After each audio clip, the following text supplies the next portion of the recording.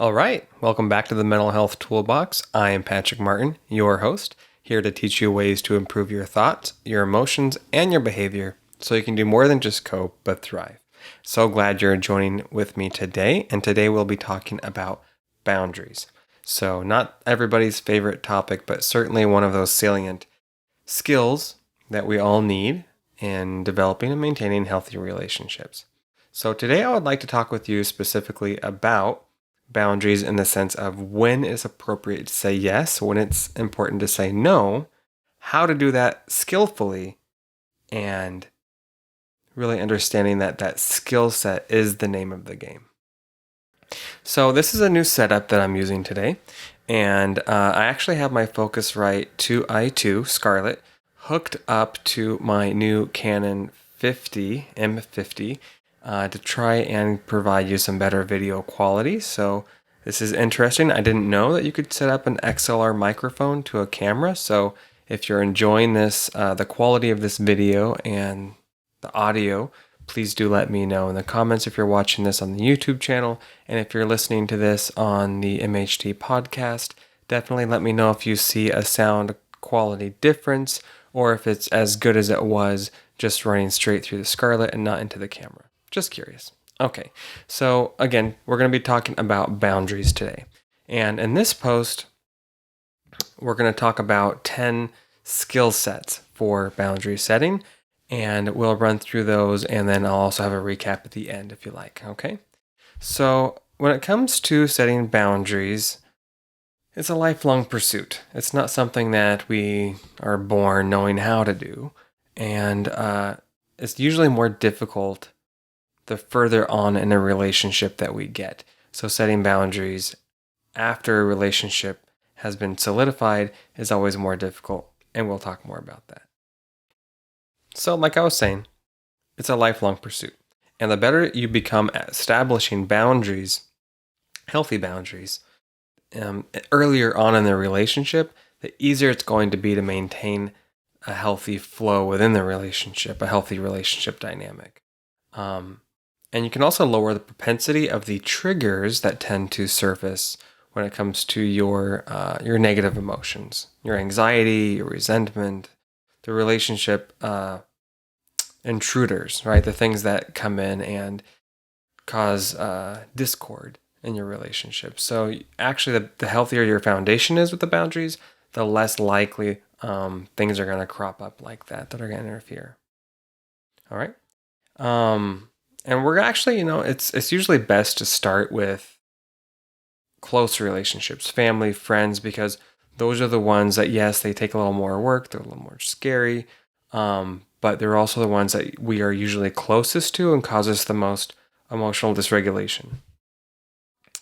And that being said, while reestablishing boundaries with long-term friends and family is much more painstaking, it's usually a good place to start, all right? So boundary setting can come easier for some than others. For example, I have always struggled with the word no. Yes, I am a yes man. I understand that. But I love that movie, Yes Man, by the way. But it's likely because I gain satisfaction from being of service to others. That's what makes me feel good. When I can be of service to other people, I feel empowered. I feel energized, right? Seems like a good thing. But like most things, if it's not done in moderation, it can end up becoming a hindrance. And so it's really important for us to take a look at. But in the spirit of that, saying yes all the time does not position us to be the most productive kind of person, even though our actions may come from generous motivations. You follow? They say that hindsight is 20/20 because when we look at our past decisions, we have clarity. We have clarity because we understand the moving parts in retrospect. We understand the contributing factors to how things played out, who had what role in a situation, how much responsibility I had versus somebody else. But we don't really live life that way. We live life in real time. And so we don't have that benefit of the clarity when we're creating relationships in the moment and the here and the now. it's a lot more difficult to anticipate those things that are going to become a hindrance down the road, right? And this is why learning skills for setting boundaries is so important, because that allows us to mitigate the risk for relationship issues that can taint even the best of relationships. Okay. And I just want to make it clear that this is not a skill that we ever master. Boundary setting, even as a therapist, is something I have to continue to work on for my entire life. Nobody ever gets this thing figured out, right? It's something we always have to work at and get better at. And that's going to look different depending on the relationship, and it may not always be clear about what kind of boundaries a specific relationship is going to be best served by. All right. One thing I would like to note is burnout, right? Burnout is a real issue, regardless of what kind of role you play in your life. It's not always clear where our needs begin and serving somebody else begins, right? In that sense, or vice versa. So, especially if you're somebody like me who likes to be of service, it can be really easy to move toward enmeshment. So it's that kind of blurring of boundaries where you don't necessarily know when your self-care is being sacrificed for service. And there are certain situations in which that's a very prominent part of your value system. For example, if you are Mother Teresa or Gandhi type, oftentimes self-sacrifice is intentional. And that's kind of my point, is if there is an enmeshment, or if something is out of balance, I want it to be done on purpose and for a purpose and with intention, not out of codependence or trying to have that righting reflex where you want to fix things and always be of service. So we'll talk more about that. And, like I said, I happen to be a yes man. And so just reflecting on my own experience, in my college years, I'd really spread myself too thin. I was almost always in a state of burnout, not just from college stress, but all of the commitments I was trying to carry in addition to my academic load. I was often going 72 hours without any real sleep. I was napping on campus, in my car, wherever I could, and working the graveyard shift as a waiter in order to make sure I was getting everything done. But in retrospect, yeah, those were noble pursuits, between my college classes, my internships, my volunteering at church, various activities, helping my family out. But was it all necessary at that level of intensity? Probably not. I could have throttled my investment in each of those domains a little bit differently in order to amp up my self-care, because really, my self-care was subpar, and it didn't have to be. I could have done a little bit better in that area, right? But that's retrospect. Like I said, we don't always know these things until after the fact, and that's why reflection is important, right? So we can hone in on certain areas that we want to improve upon, so that as a whole, as we look at our life, that as we work on these little areas, our quality of life improves, right, across the board. Now, burnout always comes with risk, right? By that I mean risk of giving up on our goals, right? So we can have the most lofty goals, big, hairy, audacious goals, and be plugging away at them. But if we burn out in that messy middle, then it's kind of all for naught, right? And so it's kind of like the slow and steady wins the race. It's not that you should go slow if you don't have to, but the important thing is to understand that if we're not taking care of ourselves via boundaries, boundaries for ourselves and with others, and protecting time for the things that are most important to us, and not robbing Peter to pay Paul, right? That it mitigates the risk of giving up on our pursuits when we don't have to, right? It's more about what we are jockeying for in terms of the best position to tackle our goals, right? And in a meaningful kind of hierarchy. And when we give up on our goals, we also risk damaging our relationships because of our lowered distress tolerance. It's the same kind of effect, whether it's quitting school or career track or a hobby, um, or if it's just that we become less tolerant in our relationships because we're not exercising the best self care, then resentment can tend to build and then can interfere, like I said, even with the most uh, healthy long term relationships. It's important to understand that burnout also affects our decision making. I made my own share of poor decisions looking back, you know, over the last couple decades. And I suffered a loss of relationships, damaged relationships, because I was not taking good care of myself. I was not practicing the best boundaries, and as often as I could have anyway. And I have learned to live with more intention, not just as a therapist, but as a person, as I work on myself. And I have learned to prioritize commitments that best serve my core values, and that especially my values around my identity, and my family identity, my identity as a father, as a husband.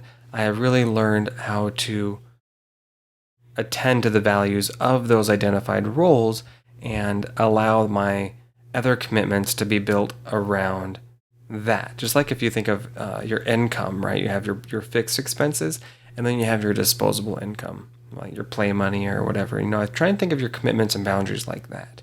If you know what you value, what your identity is about, then you can start to carve out what extra time you have to give to other people, to other commitments, without harming your priorities, right? Without sacrificing where you don't necessarily need to or shouldn't. Because then if it starts to affect your value system, or you feel like you're not attending to what is meaningful to you, then that starts to show up in other areas. Okay, so now I would like to talk to you about trouble saying no, right? Some people have trouble saying no, some people are really good at it, right? But trouble saying no can lead to a few problems, okay? The first of which is people taking advantage of you if you say yes too much. You can set yourself up for people manipulating you or understanding that they can, take a mile if you give them an inch kind of thing, right? It can also lead to feeling unappreciated, right? Stressed out and fatigued from doing too much or compromising your values to make it fit, right? So by that, understanding that you're so used to sacrificing for other people that you kind of just feel like I can do this all the time because I'm good at it. But eventually that leads to burnout. Trouble saying no can also lead to becoming reactionary, meaning that the origins are often rooted in childhood, usually stemming from reactionary parents or reactionary caregivers, and that can lead to a fear of saying no, um, or a fear of expressing your feelings. And especially as you grow into an adult, you can start to be afraid to express your opinions, to have a voice, right? This is why it's so important when you have kids, as I've learned to teach your kids how to have a voice, but in an effective, kind of skillful way, not disrespectful, but learning to speak your mind and your opinion, and having an environment that encourages that is really important so that children learn as they grow to have a voice and how to advocate for oneself and for another person and without violating the boundaries of somebody else, right? Or being disrespectful. Um, Trouble saying no can also lead to fear behind setting healthy boundaries, right? Like we're talking about today. And that it will cost you valued relationships over time because of your fear of rejection, right? That's oftentimes what, in relationships, we're afraid to say no because we're afraid that if we do, then we'll be rejected and the other person won't want anything to do with us anymore, or there will be guilt and shame attached to it. It can also lead to a reluctance to set boundaries, right? Because it starts to feel uncomfortable. We get so used to saying yes. Oftentimes, setting boundaries is another way of saying no, or at least it's a requisite, right, to know how to say no. And that can feel very uncomfortable, and we'll be less likely to follow through or set boundaries if we feel like it infringes on somebody else. And that can create, problems all across our life, right? The workplace and the family and friendships, so forth. So, boundary setting is a few different things. Boundary setting is one, preparing to deal with resistance and sometimes loss of relationships. So, it's understanding that setting boundaries sometimes means not every relationship will work out, and that's okay. Boundary setting is also a learning process, and it is about maintaining healthy boundaries and understanding that that is a gradual process. It's something that takes time, right? We don't just one day wake up and say, I'm going to set this boundary and everybody's going to fall in line with that. No, it's a slow and steady process that usually happens organically. And if there are already boundaries established in a relationship, learning to reset those boundaries can be extra uncomfortable because other people usually don't receive that well. People like to know what to expect from other people, from that relationship dynamic. And when you change the rules on somebody, it can be very uncomfortable for them. And you're most likely going to get some pushback on that. And lastly, really when we're talking about what boundary setting is, it is something that can be done with understanding, and you can do it lovingly, but also unapologetically, which means you're not apologizing for setting boundaries, but you can do it in a way that respects your needs and also respects the needs of somebody else, right? Okay. Okay, so when looking to improve your skills for boundary setting, there are really 10 guidelines that I want to recommend that you consider. Okay, and this is from my own experience, but also research. And these 10 skills for boundary setting are as follows. The first skill is knowing your thresholds, right? Knowing your limits. And in order to establish boundaries, it's really crucial to have a firm idea of where your physical, emotional, mental, spiritual boundaries begin and end. So it's a lot of self-awareness, a lot of interpersonal work. It's looking within yourself to figure out where your boundaries are, what your negotiables and non-negotiables are, so that you understand what you have to give. Because unless, just like money, if you don't know what you have already and what your fixed commitments are, how do you know how much you have to give, right? If somebody asks you for a loan or for a gift or to borrow money or to help them out, how do you know you have enough money to help them unless you know your numbers already? Boundaries are the same way. Unless you know your limits within your value system and your commitments, it's going to be really easy to overcommit, right? Your emotional budget to other people, and then kind of be left with, kind of like with, in the money sense analogy, be left with more month than money at the end, right? We don't want that to happen. That's how you lead to burnout, resentment, and really just kind of tapping out and checking out. And we don't want that. I don't want that for you. So being mindful about your thresholds, that's thing one. All right.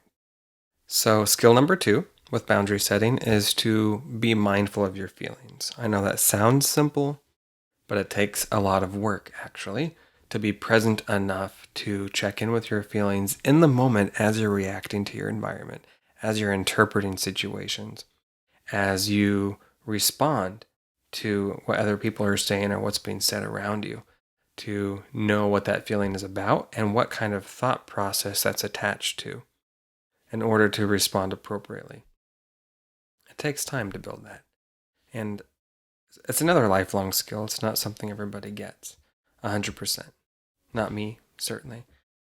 And in that spirit, research studies have really isolated 2 prime emotions that we consider to be red flags when it comes to boundary setting or boundary violations. Right? If somebody's crossed a boundary, how do you know? And you usually will be feeling either discontented or angry, resentful. Right? So discontent and anger or resentfulness are usually the red flags with boundary violations. And when you're alerted to these feelings, it is really ideal to stop and explore what the origin is of those feelings and why you're feeling the way you're feeling. If you notice that you're feeling either of these feelings, anger or resentment, consider what you have committed to. And if it's reasonable or irrational to maintain that level of commitment, or if you bit off more than you could chew, right? Within that role or relationship. So by that, I mean set parameters on your commitments so that you don't have to so you don't have to backpedal, and more importantly, so that you have room to make commitments later on down the road. Just like you would save money in your budget for things you want later as opposed to letting your money burn a hole in your pocket. Just because you have time to give doesn't mean you should give it all at once. Make sense? All right. So step number 3, or skill number 3, I should say, is being forthright, but also understanding that it's not always necessary, right, to share everything. You can be direct, but it's often best course of action when you understand your audience and the receiving end of the conversation, and understand that people have a different temperament and different communication styles. And in order to establish or clarify your boundaries, you may have to be very specific in your definitions of what you're trying to address or clarify, if it's a problem or a value, or if you felt like your boundaries were violated. You have to be very specific about what your grievance is, but also what behavior you're looking for in the other person in order to have that boundary respected. For example, if a request from another party seems unrealistic in context, you may need to make efforts to negotiate the terms that meet your spiritual needs, rather than making efforts to dodge the conversation with vague excuses, if you know what I mean, because you feel uncomfortable, right? So problem solving role disagreements head on helps to mitigate the most fallout when it comes to boundary issues. Okay? All right, you still with me? Good, good. Number 4, reassure yourself. All right? When confronting boundary violations, we often are met with uncomfortable feelings of fear and guilt and doubt, and these feelings are often more prominent when we feel there is more at risk, such as damaging rapport with someone that is of particular importance to us, that mean a lot to us. We oftentimes don't want to take social or acceptable risks to set boundaries if we feel like we're going to lose that person we're very attached to at cost. Oftentimes we're like, well, it's worth the discomfort to not rock the boat. And that's something a lot of people struggle with, until they understand what the benefit of having healthy boundaries does. And sometimes, that means losing people, but usually the worst case scenario isn't the one that plays out, right? We're oftentimes pleasantly surprised when we exercise these relationship skills with the positive outcomes that follow. And so on that note, it's really important to remember that it becomes easy to rationalize or tolerating uncomfortable feelings or situations in our relationships to salvage what we consider to be the benefit of that relationship. We often take on the assumption that we can tolerate or sacrifice more than what is reasonable, right? Or that we think we can sustain more than what's reasonable. And almost turning ourselves into a martyr. And that usually doesn't end well. Usually the relationship ends up blowing up anyway. After an extended, time feeling that way, or resentful or like a martyr, because eventually we will have to attend to our needs that are rising within us if they're not attended to. So try and think of it this way. Boundaries serve as a means to protect us from burnout and to protect us from compromising our values, which in turn allows us to show up as our best selves and to show up for others to our best capacity, which in turn fosters better relationships, better confidence, better self-esteem, which, just it creates a better cycle, a relationship cycle. And that setting and maintaining boundaries takes a lot more work on the front end, but we reap everything, you know, exponentially on the back end in the long run when we put in the work to create healthy boundaries in the first place. And, I'm not going to lie to you, it is work. Relationships do take work. All relationships take work. From all parties, not just you. Not mean that you have to do all the work or I have to do all the work, but everybody should be working, keeping their side of the street clean, so to speak. And then that's what fosters healthy relationships. And even under the best of circumstances, sometimes people just don't jive. Sometimes the context is what it is, and relationships can't thrive in certain environments, and that's okay too. And really, if we're being honest, the effort that we put into sustaining healthy relationship boundaries is far less than the emotional fallout we suffer from not establishing good boundaries to begin with. Okay? So, step 5, evaluate. So, by this I mean we need to take stock in our thoughts and feelings and give them the respect that they're due, right?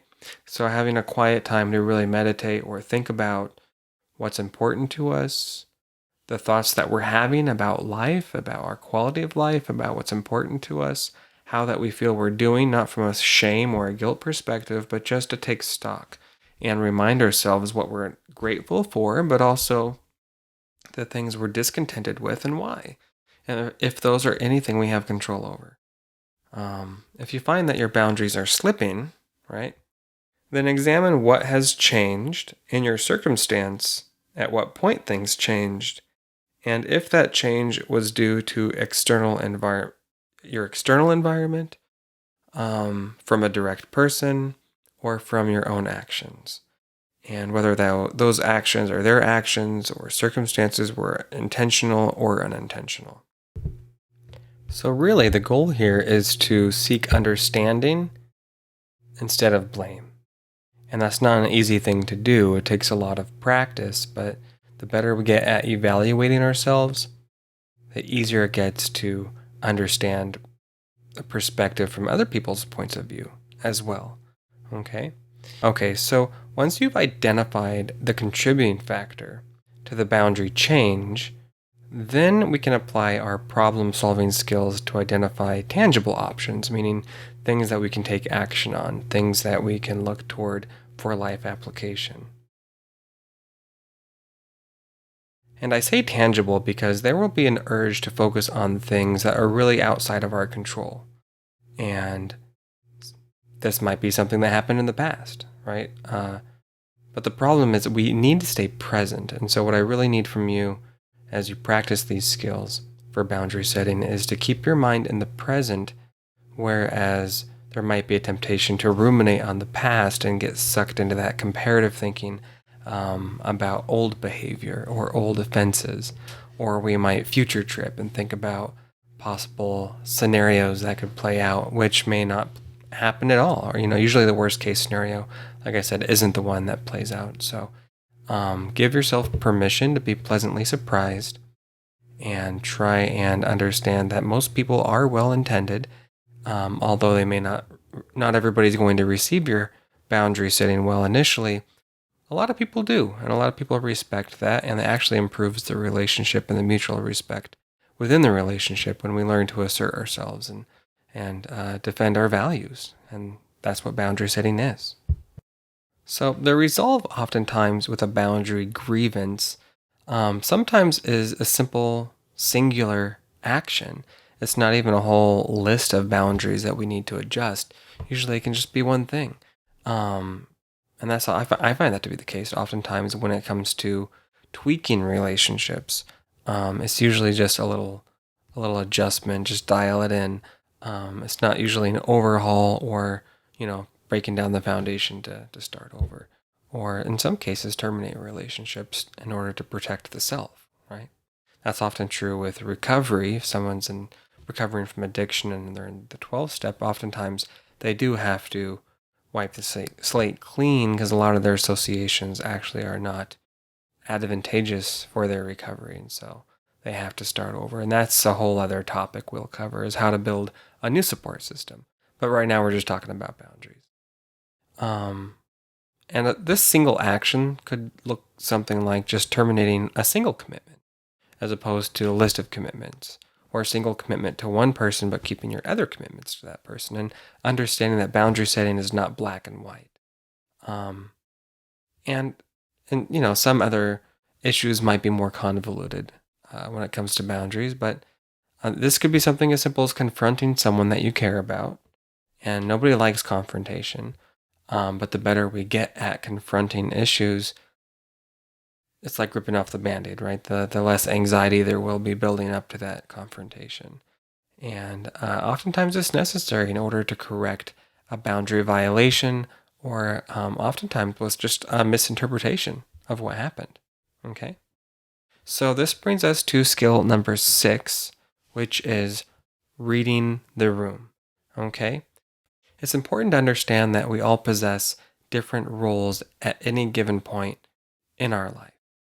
And learning to manage role transitions is an important life skill, because change is an ever constant aspect of our life. And change is really not bad in and of itself.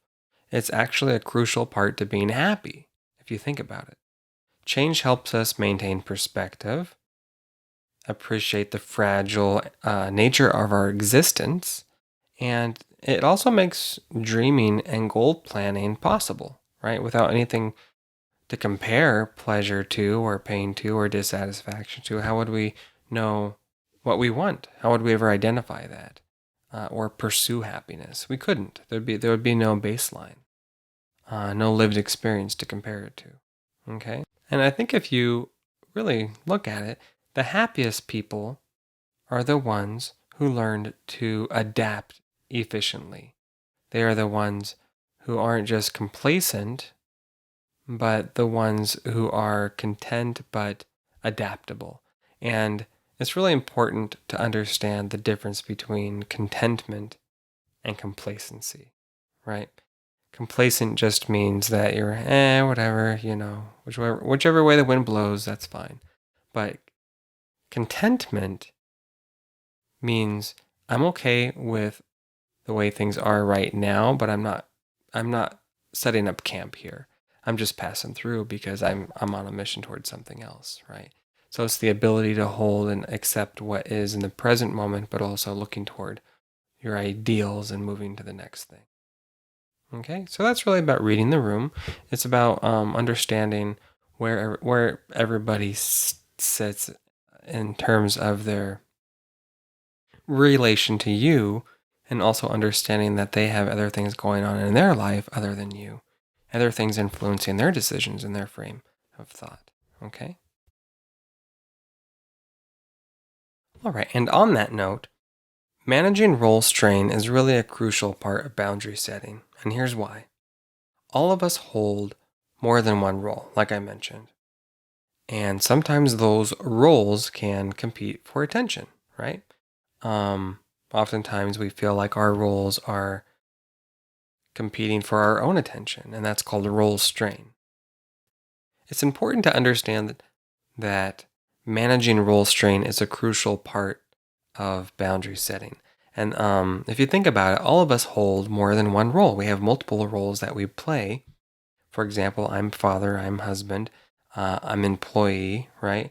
If you have a particular faith, like I'm Christian, that is a role that a part of my identity. But it's important to understand that we can't attend to everything at once. And sometimes roles can compete for more attention than we have time for in a given moment, or resources, right? And we can't always accommodate all of them. And so if you're feeling depressed, tired, fatigued, or frustrated, it's sometimes an indicator that you're headed toward burnout, like we were talking about earlier in this video, right? Or podcast. That burnout is a real thing that usually becomes from competing goals or overcommitment to things we really don't have time for. And we overextend ourselves. And if you feel that you're committed to more than what can reasonably be attended to, or deliver on, more importantly, to follow through on, then consider what you can give up or at the very least reprioritize in order to relieve some of that stress. In light of your new role, think about what kind of steps you could take to build a healthier quality of life and one that would be ideal in terms of the lifestyle you would want to live and the type of person you want to show up as. So, as we're talking and you're trying to work out what kind of boundary tweaks you want to make, try and think about the life you want to live, the person you want to show up as, and that should help, in terms of prioritizing your commitments, right? Because you can't unmarry those things. They're intrinsically tied to each other. All right. Okay, so question. What are the actions you can implement immediately to better acclimate to the new role or change that has occurred, right? So if there's been a change in your life or a role transition, what change needs to happen for you to adapt? What needs to happen, right? For a smooth process of adaptation. Think about it. All right. Number 7, self-compassion, right? I know we talk a lot about self-compassion and self-care, not just because I'm a therapist, but because I know and research shows how important self-care is in personal growth, happiness, quality of life. It's a cornerstone, okay? So we may as well get used to practicing it. And self-care might seem like a basic premise. You think self-care, taking a shower, shaving, resting, taking a nap. But it's a little bit more than that. It's a state of mind. It's a mindset. And let me be clear. Self-compassion is not selfish. Or I should say, selfish is not a bad word. Okay? Being mindful of the self and taking care of oneself is oftentimes a selfless act, because the better we take care of ourselves, the better we can show up for other people. It's like that saying, fill your cup up before you give to others, right? Otherwise, you're going to burn out before you have a chance to be of service, and it's going to take more time to recover, more time to rebound, and you actually end up losing time, right? It's one step forward, 2 steps back if we don't practice self-care. And it's more than just managing the obvious, like I said. It's more than just the routine tasks like making the bed or taking a shower or eating.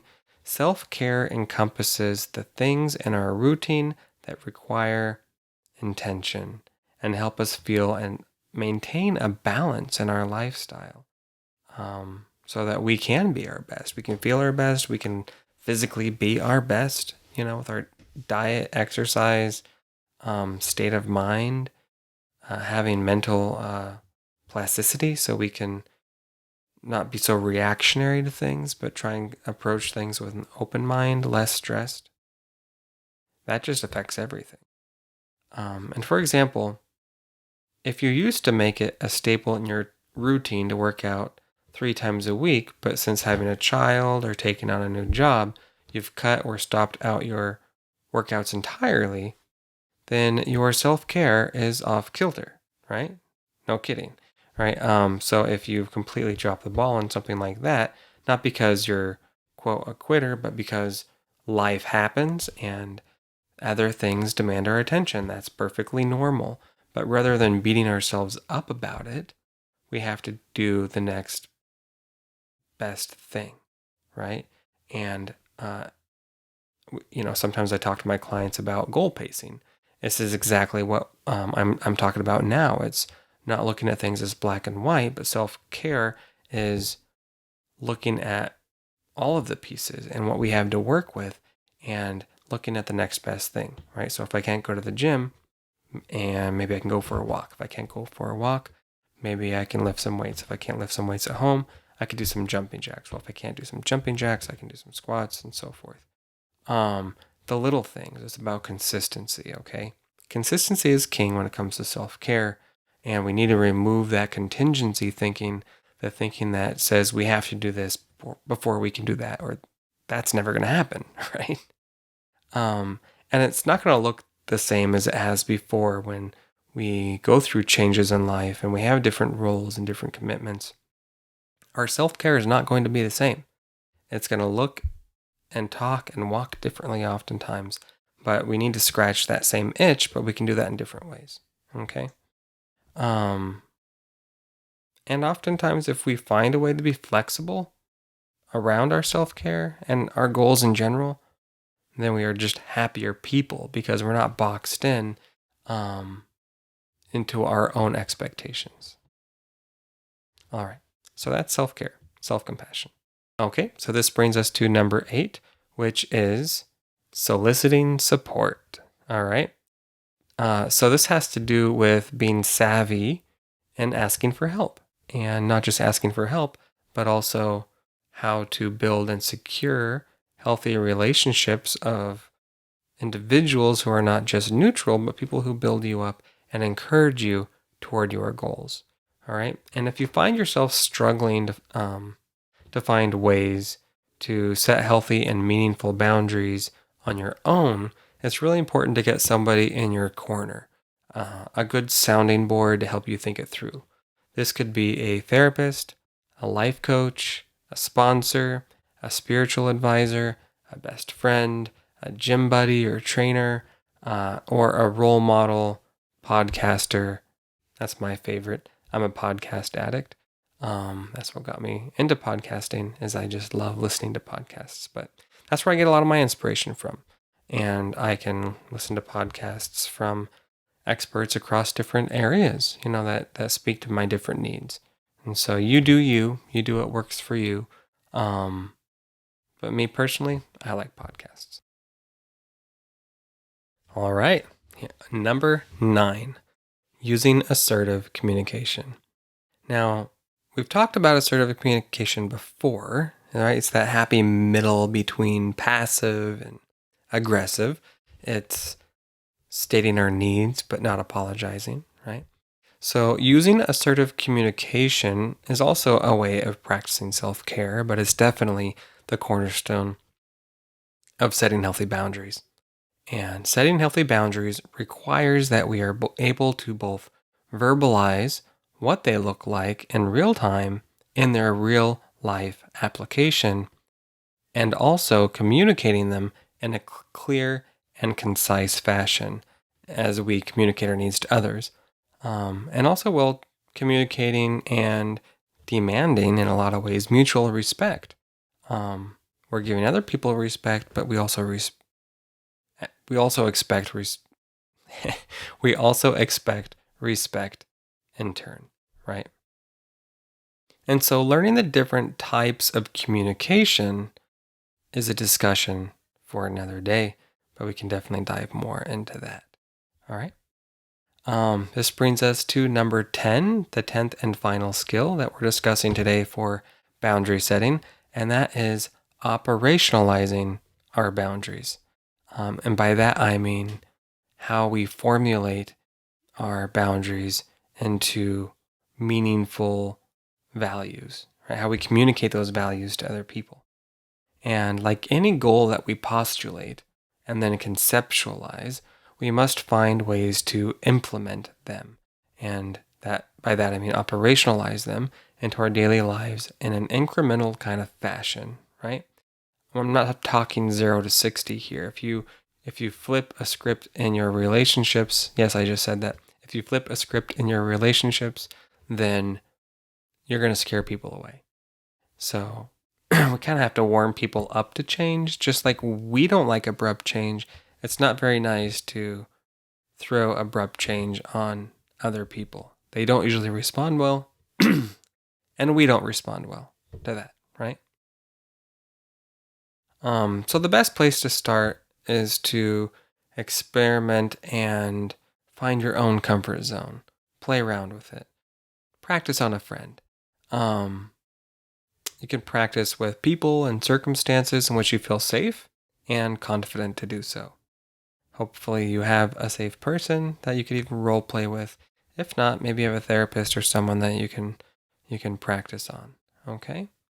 So, in conclusion, I applaud you for sitting through this and taking the time to learn about boundaries and why living with intention in this area of your life is so important for your quality of life.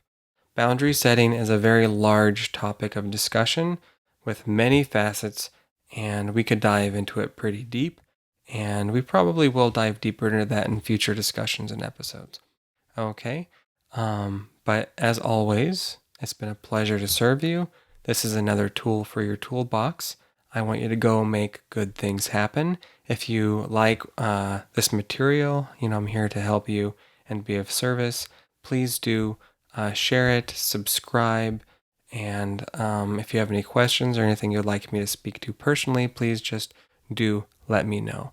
Okay, you can use that in the comments, or you can jump over to the mentalhealthtoolbox.com, use the contact me form if you have any feedback. Okay, and just a little disclaimer, while I am a licensed therapist, I am not your therapist, and this is not a therapeutic relationship. This is for entertainment and educational purposes only. If you need a professional, you should get one. And I have a video on that if you need help finding one. Okay. So just to recap, step 1, know your thresholds. Step 2, be mindful of your feelings. Step 3, be direct. Step 5, evaluate. Step 6, read the room. Step 7, practice self-compassion. Step 8, solicit support. Step 9, use assertive communication. And step 10, operationalize your boundaries. Okay, so until next time, keep thriving, and I will catch you soon. Bye-bye now.